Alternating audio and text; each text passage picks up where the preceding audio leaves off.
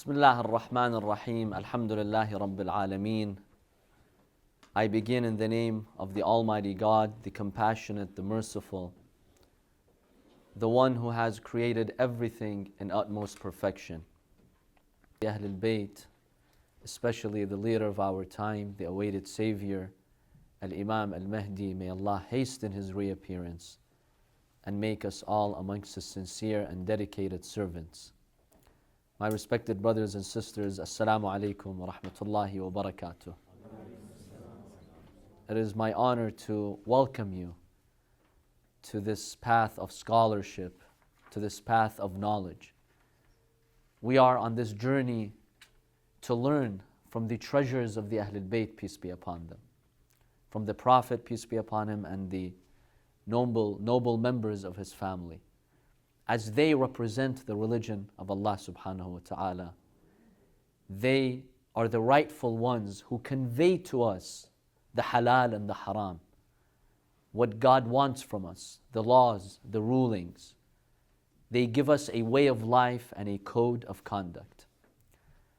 In this class, which is called Islamic Law or Fiqh in Arabic, some call it jurisprudence, we examine the laws and rulings that govern our lives, starting from ablution to the chapter on Salam and the other chapters in Islamic law.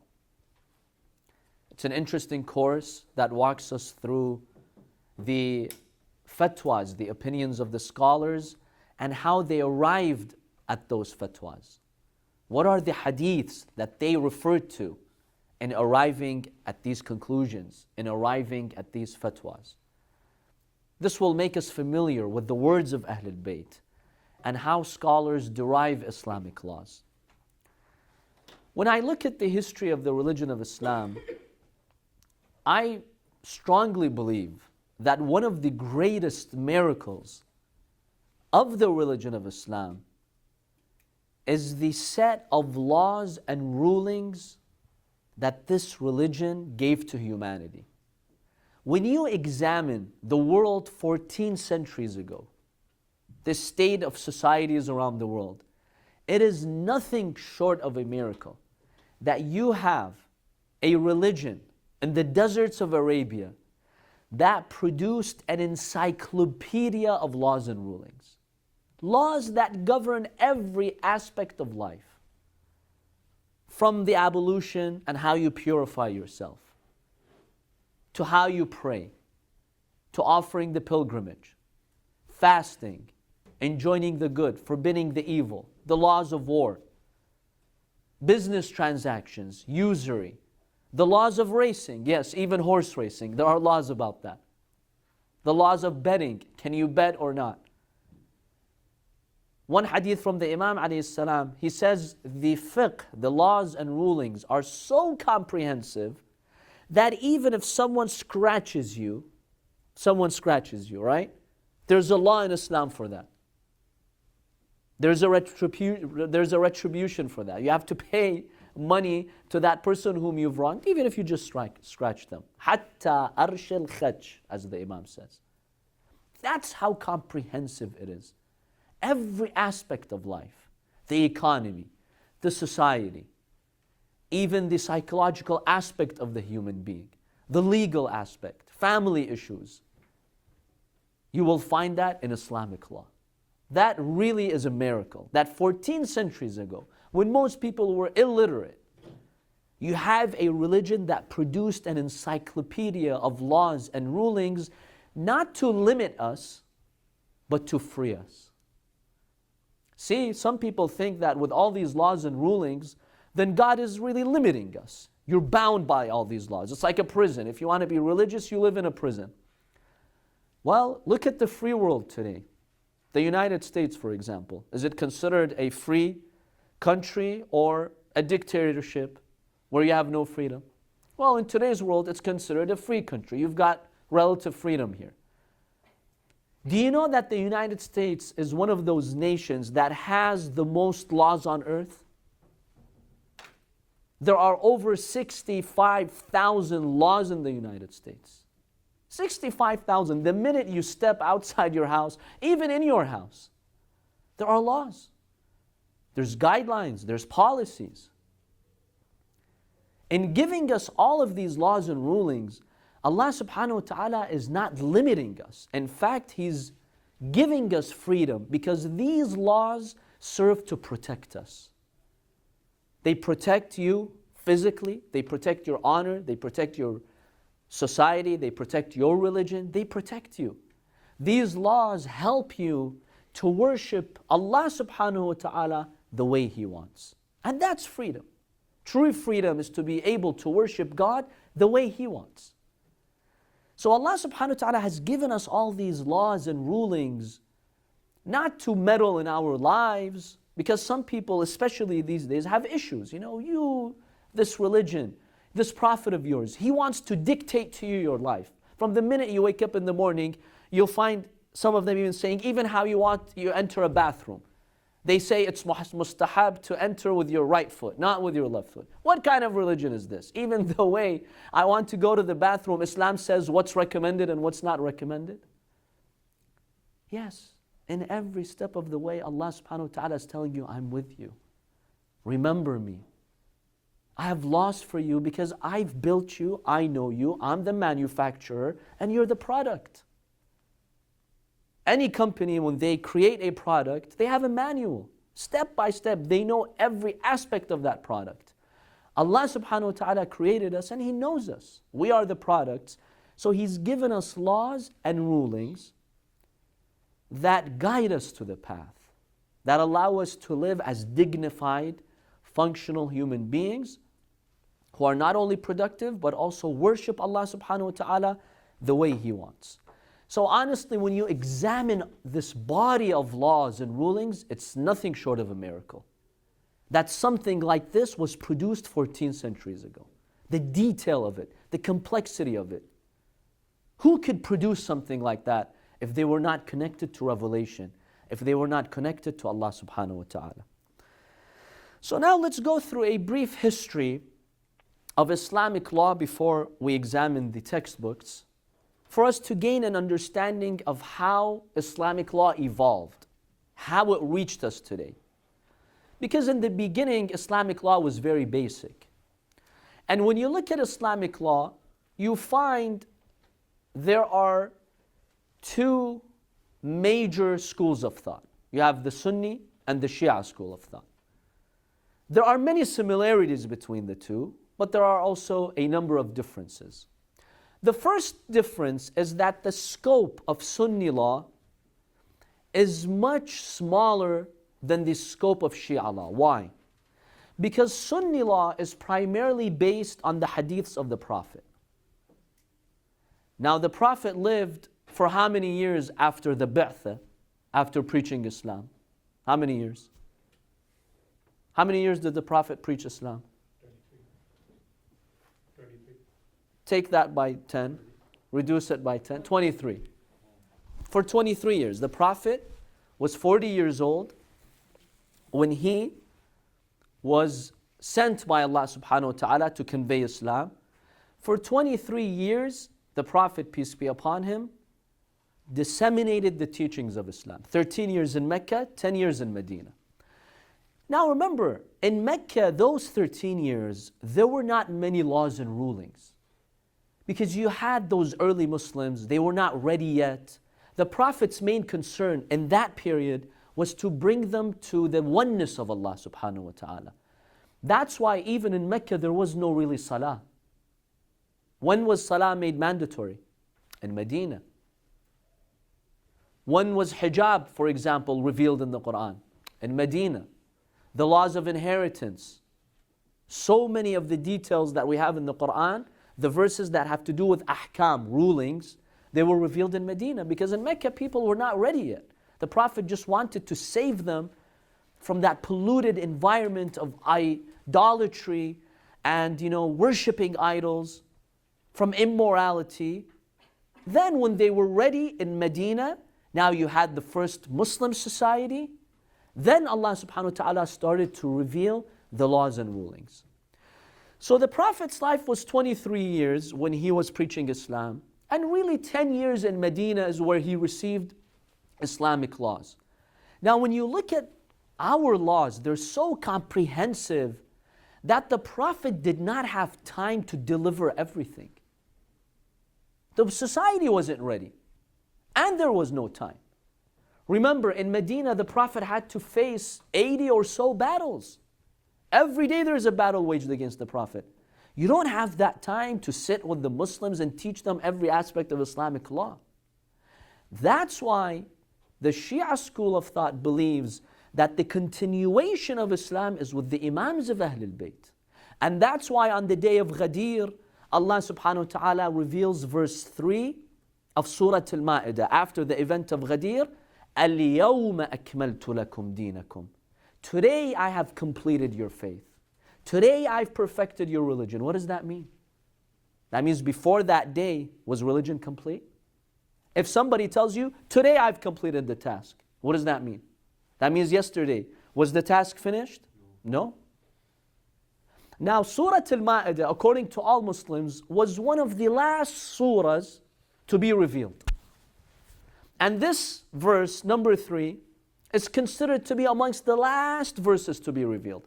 So at that time, the Prophet had conveyed salah, Salam, Hajj, Zakat, anything you can think of, the Prophet had talked about it.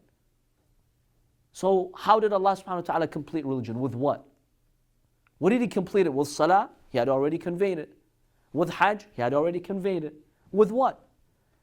It was with the wilayah of Imam Ali ibn Abi Talib alayhi salam. Because the Imams will serve as the continuation.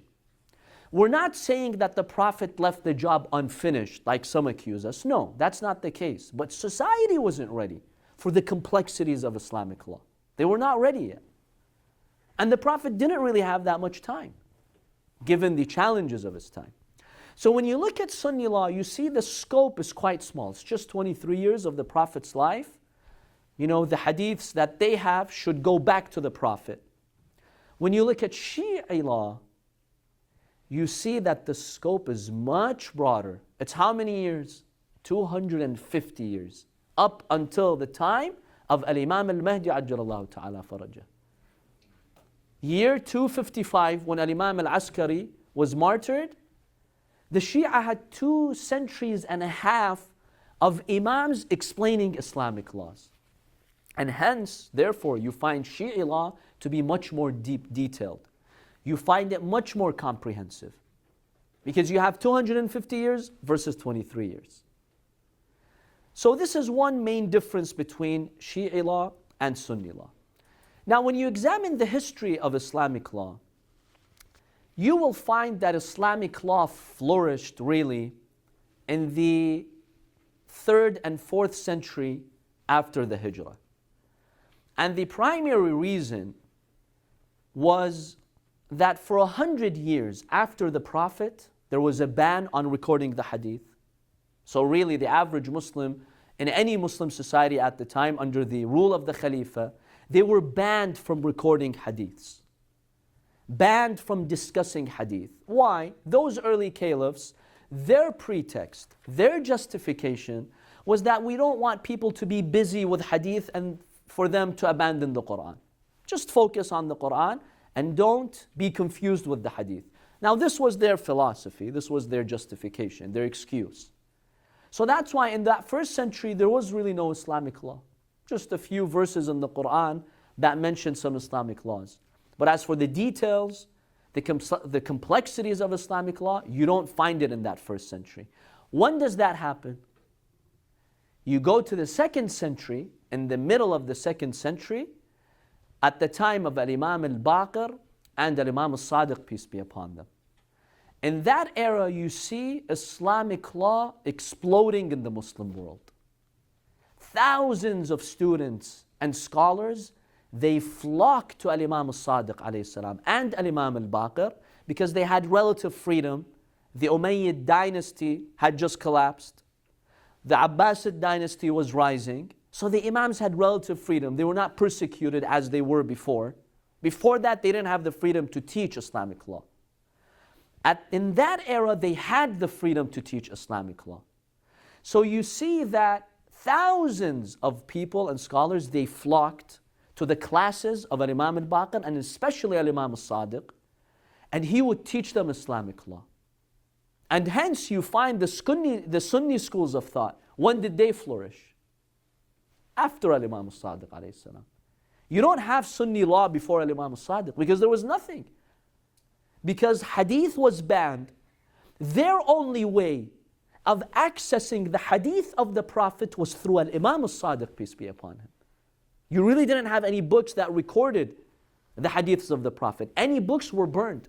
At the time of the second Khalifa, Sunni sources mention that he called on Muslims, whatever books of hadith that you have, please bring it forward. So they come, they submit it to him. They thought maybe he wanted to compile it, maybe to preserve it. Sunni history says that after gathering all these books, he made a fire and he set them to fire. He burned all those hadiths. And he told them, just focus on the Quran, don't be busy with the ahadith. Now this is contrary, by the way, to what the Prophet, peace be upon him, taught. The Prophet, even in Sunni sources, he has a number of hadiths in which he would command his companions to write down his hadith, to record it, and to preserve it. So that's why you see that before Imam al-Sadiq alayhi salam, really there was no law, there was no Islamic law.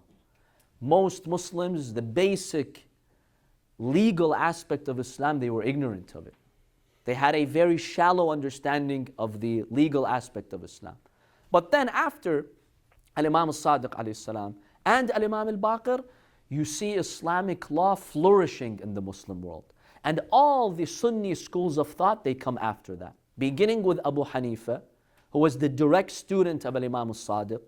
He learned Islamic law, fiqh, from Imam al-Sadiq alayhi salam, and then he created his own school of thought. Now in the Sunni world, you had two major schools of thought when it came to Islamic law. You had the school of Ra'i and the school of Hadith. The school of opinion and the school of Hadith. This school of opinion was championed by who? Abu Hanifa. The school of opinion says, look, let's not take texts literal. There's a lot of room for reasoning. I can take one hadith and then deduce what I want from it. And I could apply it to many other cases. So it's largely opinion based.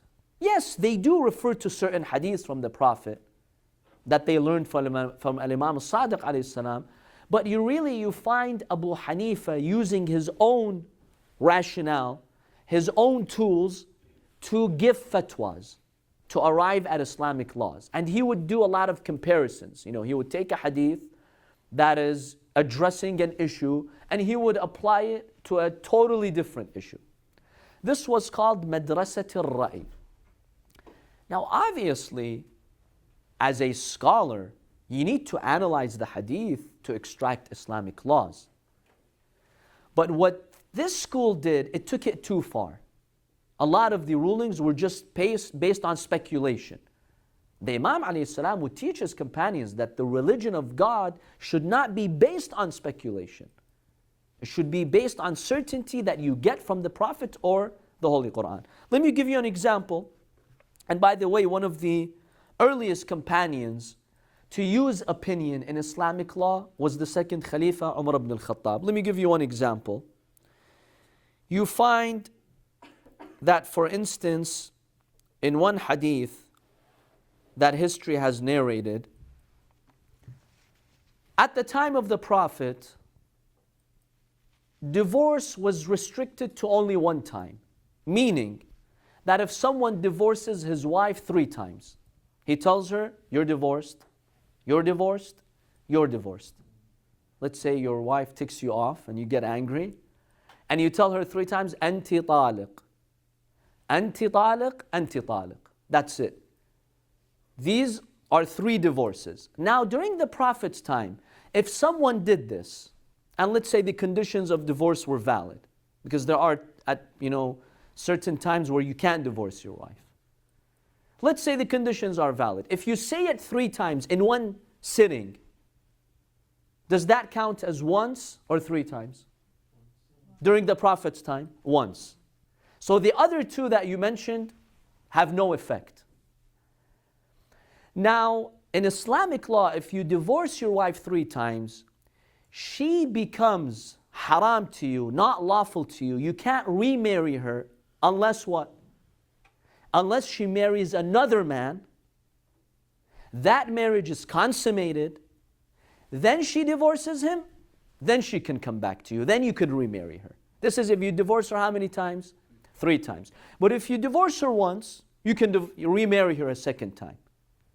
You divorce her the second time, and let's say you change your mind, you want to go back to her after the divorce is finished, you can go back to her for a 3rd time. But after the 3rd time, that's it. Islam says if you want, because this is not a game. Divorce is not a game where you divorce your wife every day. You need to take this seriously. So if you want to remarry her, she has to marry another man. Once she divorces him, then you can go back to her. And by the way, historically, this very ruling was the cause that Iran became Shia. Persia historically was what? Was Sunni. Mainly Sunnis. They were not followers of Ahlul Bayt. From the time of the 2nd Khalifa, who conquered Persia, the majority of Muslims in Persia were not followers of Ahlul Bayt. 7 centuries ago, because of this ruling, it's an interesting story that happened between Al-Allama, between Al-Hilli and the ruler of the time, the king of the time. He got angry at his wife, to make it very brief. He divorced her 3 times. He told her, you're divorced, you're divorced, you're divorced. The guy was angry. Later that night, he asked himself, what did you do? You divorced your wife, and there's no way out. If I want her back, remember, this guy's the king. If I want her back, she has to marry another man. That's not possible. I'm the king. How can my wife, the queen, marry another man? This is not good for my reputation. So he summons all the scholars of the time, leaders of the Sunni schools of thought. And he tells them, look, I have a dilemma here. Is there any way out? They're like, no, sorry. There's no way out. You said it 3 times, that's it. She's divorced 3 times. So he wanted to investigate and see what happened. They told him there is this deviant sect called the Rawafid, the Shia, the Rafidis. They have a different opinion. You might want to consult them. So he summons who? Al-Hilli. He was one of the great scholars of this, 7th century. 7 centuries ago, 700 years ago. So it's a very interesting story. When he was walking in, he was carrying his shoes underneath his arms. The king was shocked. He's like, excuse me, I'm the king and you're in my hospitality. Why are you carrying your shoes? He's like, oh, the reason is because Abu Hanifa, he says, I saw the Prophet, in one gathering, and the Prophet did this, so I'm just following the Prophet. He told him, what's wrong with you? Abu Hanifa came, a century, 2 centuries after the Prophet. He's like, oh no, then it must have been Shafi'i. I'm sorry, Mr. King, I messed up. It must have been Shafi'i. He tells him, what do you mean? Shafi'i came after Abu Hanifa. He tells him, I'm sorry, forgive me, I have bad memory. It must have been Imam Malik ibn Anas, the leader of the Maliki school of thought. And he mentions the 4 Imams of the schools of thought, and the king is now laughing at him. He's like, I thought you were really a scholar, you represent the Shia, what are you talking about? He told him, so do you agree that none of these 4 were present at the time of the Prophet? He's like, of course they weren't present. He's like, well, I will tell you the ruling of someone who was with the Prophet. And that's Ali ibn Abi Talib alayhi salam. We Shia, we derive our laws through the Imams, through Imam Ali, through the Prophet. Not from people who came 2 centuries after the Prophet. Why should I trust them over Imam Ali alayhi salam? The king was really impacted by, how he handled this. And then he gave him a way out. He told him this only, counts as 1. In fact, he told him your divorce is not even valid because the Quran says you have to have 2 witnesses for you to divorce your wife. Were there 2 witnesses? He's like, no. I was in my room with my wife. There were no witnesses. Now Sunni law says that you don't have to have witnesses. You just say the divorce and there you go. In any case, because of this incident, that king, he became a follower of Ahlul Bayt, and he declared the official, sect in Iran to be the Shia sect, and that's how Iran became Shia. So the point here is that at the time of the Prophet's life, you could divorce your wife only once. Even if you say it 3 times, it counts as how many? Once. When Umar ibn al-Khattab came, the second Khalifa, he's like, why should we complicate things for the people? If people are in a hurry to divorce their wives, let them. So he issued a law that from today, whoever divorces his wife 3 times, it counts as 3 times. And that's how it entered into Sunni law. So now this is called opinion. The followers of Ahlul Bayt say, look, when you have a clear hadith or sunnah from the Prophet, that saying it 3 times counts as once, there's no ambiguity here, then how do you come and insert your opinion?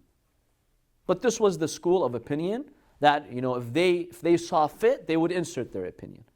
Abu Hanifa would do the same thing, for example. In areas where there was a clear text, injunction, hadith from the Prophet, sometimes you would come up with another opinion. So you had these 2 schools of thought. The school of Ra'i, opinion, represented by Abu Hanifa, and you had the school of hadith. For example, Ahmad ibn Hanbal, he did not like the school of opinion, and he strictly looked at the hadith. And that's why they're called fundamentalists, and the Wahhabis, by the way, they're Hanbalis, because, they're rigid in their law. They just look at the hadith, and really there's not much reasoning involved. So this is when it came to Sunni law. But with the Ahlul Bayt, peace be upon them, you see that they trained their scholars. Al-Imam al-Sadiq, Al-Imam al-Baqer, peace be upon them, they trained their scholars, they trained their students who were becoming scholars to master Islamic law. For example, you had Zurara.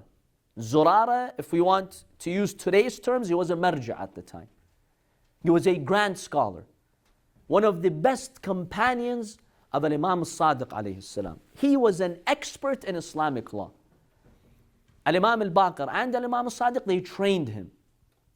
They taught him the tools to derive Islamic laws. And there is a hadith that's very truly amazing from Al-Imam al-Sadiq alayhi salam, in which he says, إِنَّ زُرَارَ مِنْ أُمَنَاءِ اللَّهِ عَلَى حَلَالِهِ وَحَرَامِهِ. Zurara is a trustee of God when it comes to halal and haram. Imagine an infallible imam witnessing that another human being is a trustee of God. You can trust Zurara when it comes to halal and haram. وَهُوَ أَحَبُّ النَّاسِ إِلَيْهِ. He's the most beloved person to me. وَلَوْلَاهْ ظَنَنْتُ أَنَّ أَحَادِيثَ أَبِي سَتَذْهَبْ. He says, if it weren't for Zurara, I was concerned that the hadiths of my father, the teachings of my father, Al-Imam al-Baqer, would have perished. Zurara played a fundamental role in preserving the hadith of Ahlul Bayt and in preserving Islamic law. You have another person by the name of Yunus ibn Abd al-Rahman, one of the companions of the Imam alayhi salam. Yunus had a book by the name of Yawm wa Layla, day and night. Basically, in this book, he gathered all those Islamic rulings about an average day. For example, your salah and the details of salah. He had that in this book. One hadith narrated by Abu Hashim al-Ja'fari, he says that Al-Imam al-Askari once saw this book by Yunus ibn Abd al-Rahman. Now Yunus had passed away. He was from the companions of Al-Imam al-Sadiq alayhi salam. The Imam looked at it. He perused through the book, and he says, هَذَا دِينِي وَدِينَ آبَائِي. This is my religion and the religion of my fathers. رَحِمَ اللَّهُ Yunus. May Allah have mercy on Yunus. So you see, the Imams, they trained their companions to document Islamic laws and rulings in their books. And later Imams, they would look at these books and they would let the Shia know that these are authentic books. Muhammad ibn Muslim, he was another top scholar of his time. trained by the Imams. So we see that Al-Imam al-Sadiq and Al-Imam al-Baqer, they trained the Shia community to be pretty independent, independent, self-sufficient, because they knew that eventually there would be an occultation where the Shia would be disconnected physically from the Imam of their time. So they trained people like Zurara, Muhammad ibn Muslim, to be regional scholars who knew Islamic law, and they gave them the general principles. Zurara reached a point where if you ask him a case, a scenario, he didn't have to go back to Imam al-Sadiq and ask the opinion of the Imam regarding the specific ruling. The Imam taught him the tools, the principles. Using these tools and principles, he would issue Islamic laws. In other words, he would give fatwa. Aban ibn Taghlib, Al-Imam al-Sadiq alayhi salam tells him, Ya Aban, I want you to sit in the masjid and give fatwa to the people. That's how much he trusted him.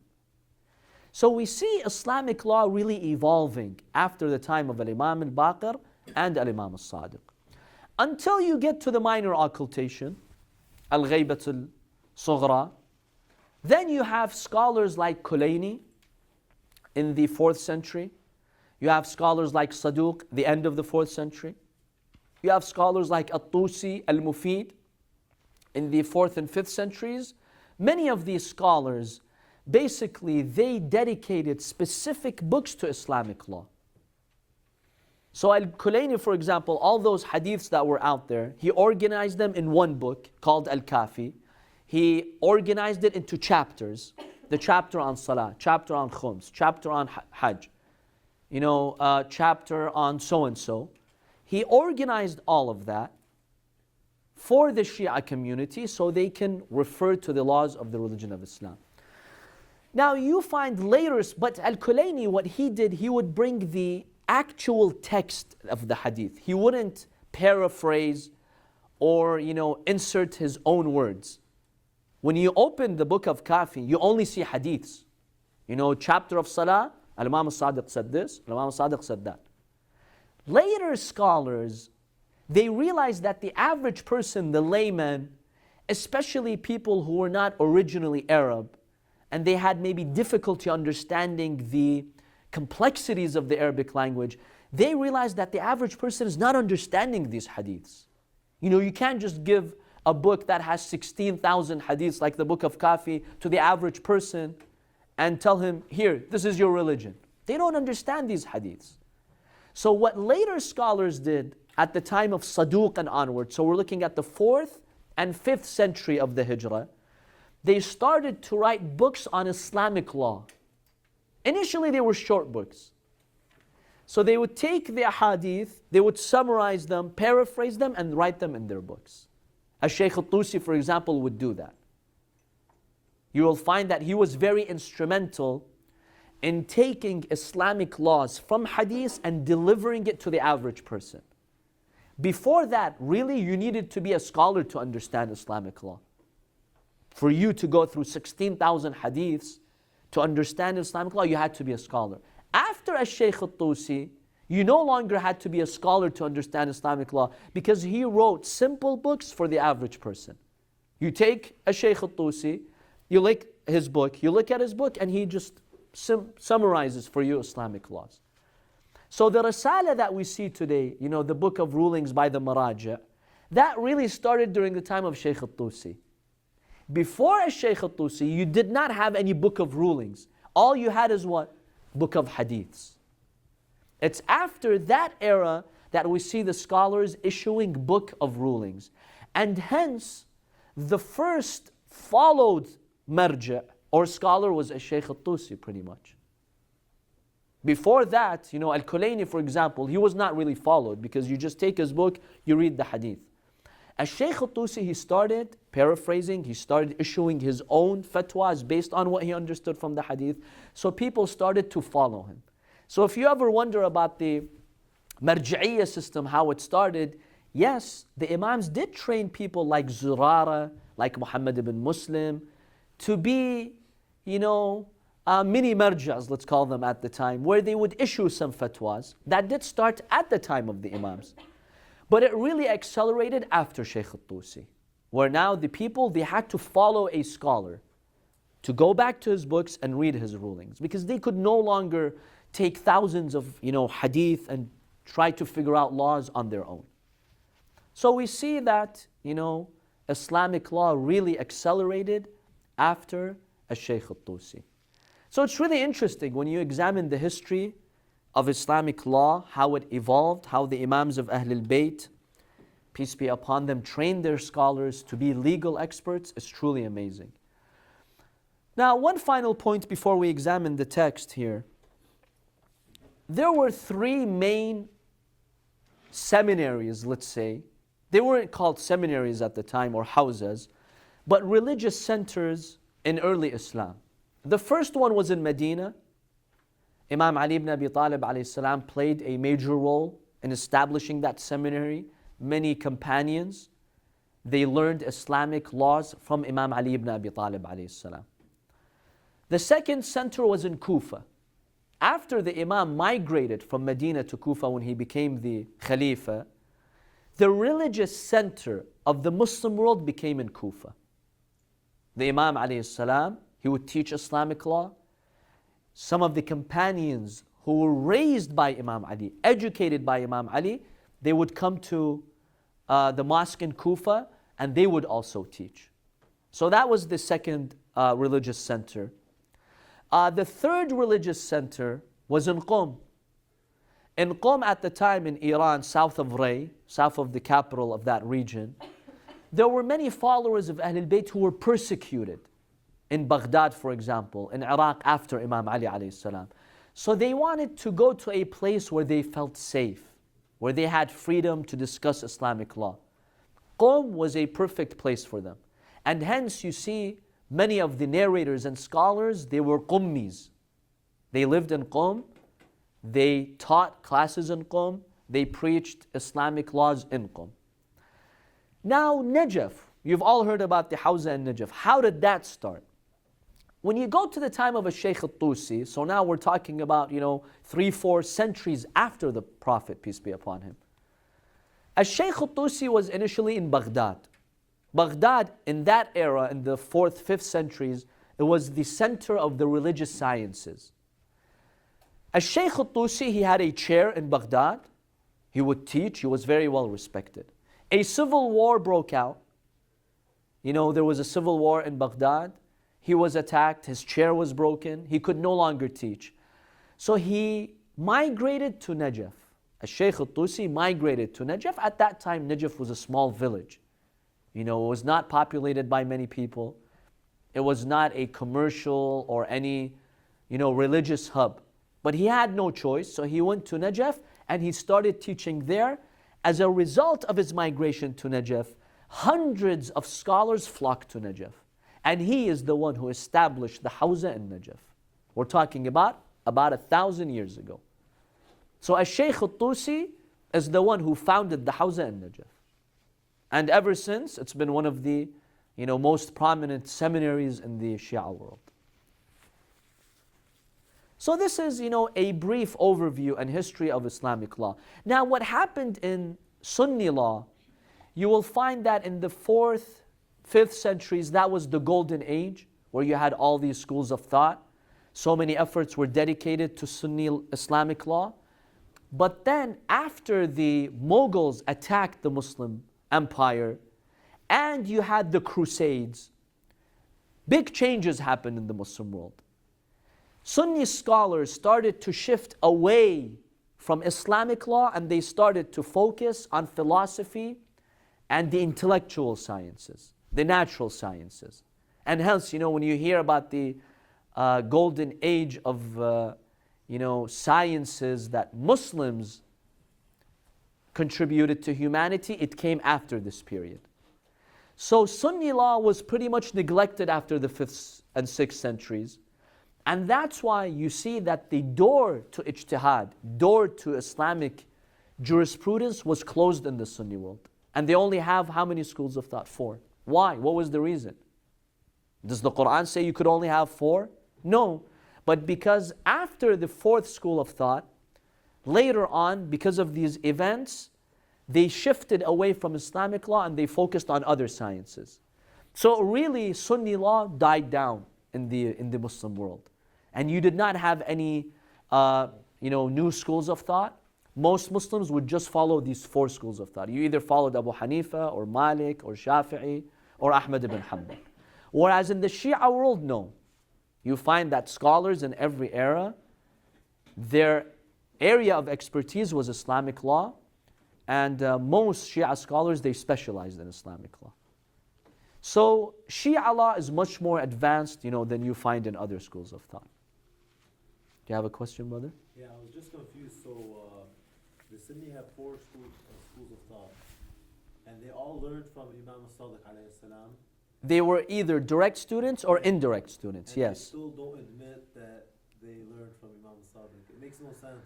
Well, those of them who are fair, they do admit. Abu Hanifa, there is no doubt that he studied 2 years under Imam al-Sadiq. In one hadith, Abu Hanifa says, if it weren't for those 2 years, I would have perished. I would not have a school of thought. They do recognize that. Many of them who are not extremists, they have a lot of respect for Imam al-Sadiq alayhi salam. But they say that, these schools of thought, they learned from Imam al-Sadiq the tools, but then, some of them say they outsmarted him and they made their own schools of thought. So they do recognize that they started as students under Imam al-Sadiq, but then, sometimes they'll tell you this. Sometimes the student, could be more dedicated than the teacher, could be smarter than the teacher, and they started their own school of thought. They do say that. But they do admit that they did study under Imam al-Sadiq alayhi salam. See, even amongst the Shia scholars and schools of thought, you find that when there was a focus in the Muslim world on the natural sciences and philosophy, the Shias also started to specialize in that.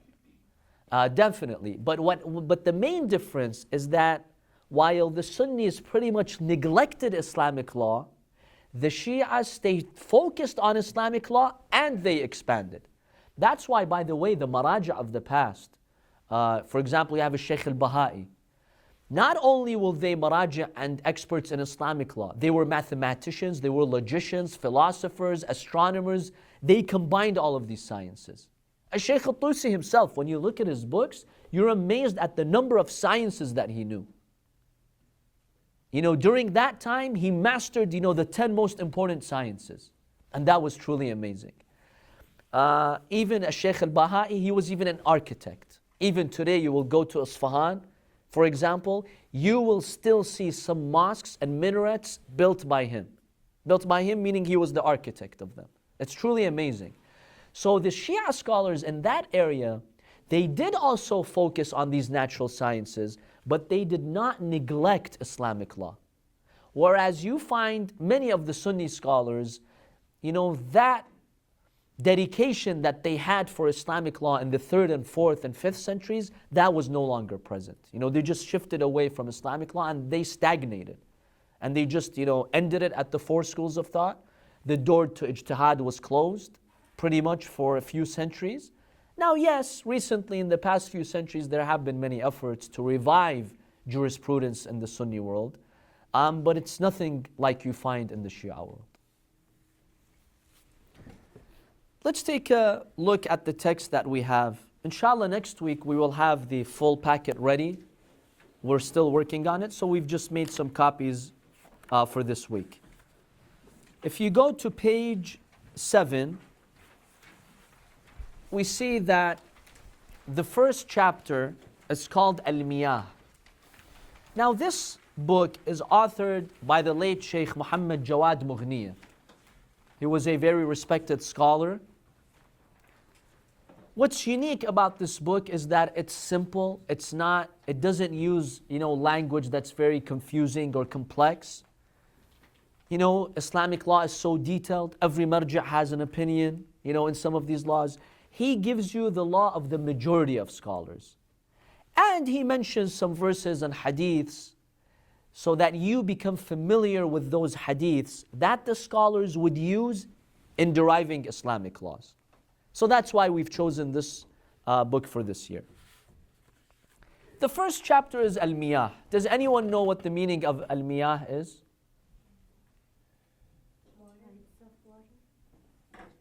Water. Now, in Arabic we have ma, which is singular for what? For water. Now, if you want to say waters, you want to use the plural term, in Arabic you would say miyah, waters. So, the first chapter in Islamic law usually starts with water. Why? Because the pillar of our practices of faith is what? Salah. And in order for any salah to be valid, you need what? You need ablution, wudu, or ghusl. So that's why you will find historically, most of the books on Islamic law, they start with the chapter on waters and the laws and rulings that govern waters. So we have just a few minutes here. Let's start by examining the text. Now the text here is in Arabic. Those of you who don't read or understand Arabic, this will be presented in English, so there's nothing to worry about. Al-ma'ul mutlaq, plain water. We have two types of water, mixed water and plain water. قال الله تعالى وأنزلنا من السماء ماء طهورا. Allah subhanahu wa ta'ala states in the Holy Quran, in Surah Furqan, verse 48, we have brought down from the skies pure water. This is a verse in the Holy Quran that speaks about the purity of water. This is one verse.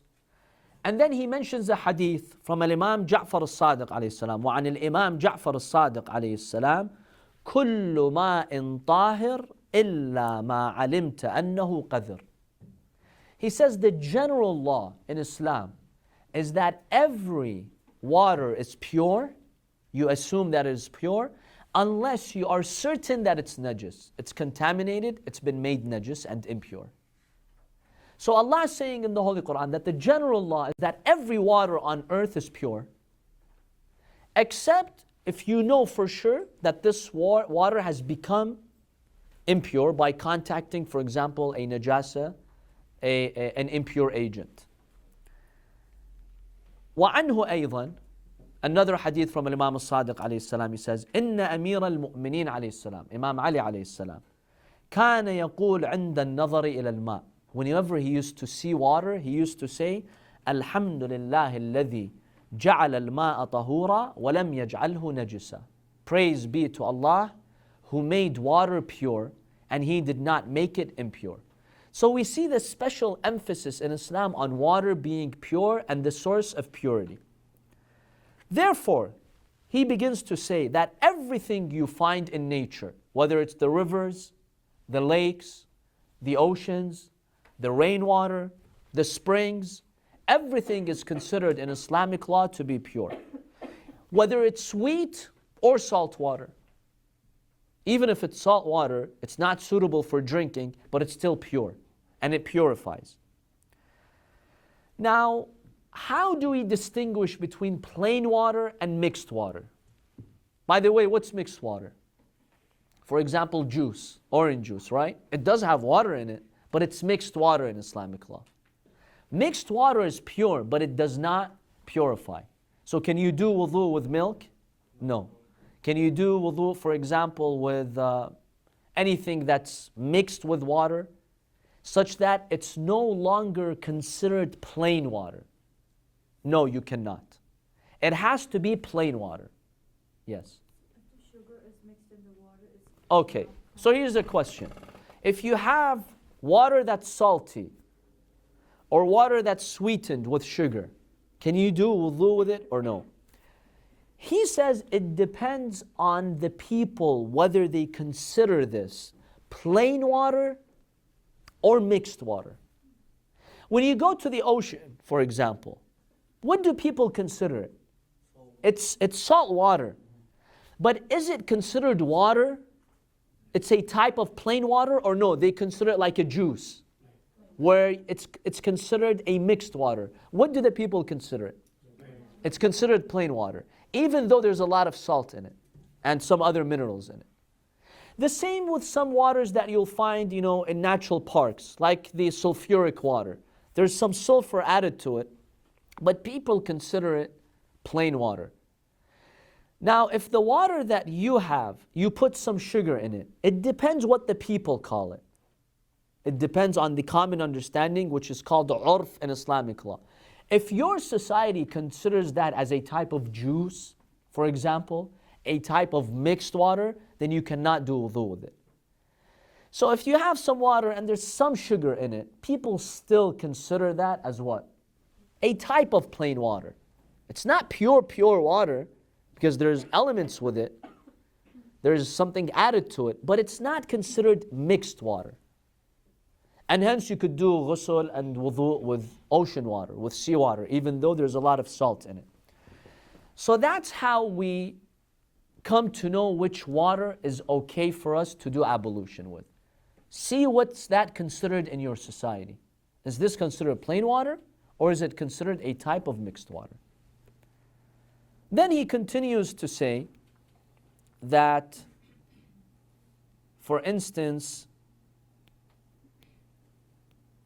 even if you have some waters that have some, for example, a mud in them, or there's some algae in them, that the water sometimes turns a little bit greenish in color, right? That happens like in a swimming pool or some ponds. Now, if it's not too severe, where all the water that now has turned into algae, you can still consider it as plain water. Because the people still consider it as plain water. You know, if you have a swimming pool and the color has changed a little bit, or let's say you have this rainstorm and there's some mud in it. The water is a little bit muddy. Not to the point where it's full of mud, but it's a little bit muddy. You know, it's kind of diluted. It's not that clear. Even that you can do wudu with. Why? Because the people consider it to be what kind of water? It's plain water. It's not mixed water. And whenever you're confused, just ask yourself, does this fall under the category of something like a juice, where it's clearly a mixed water? Or it falls under the category of plain water? So if it falls under the category of being plain water, then that water is not only pure in itself, but it has the ability to purify you.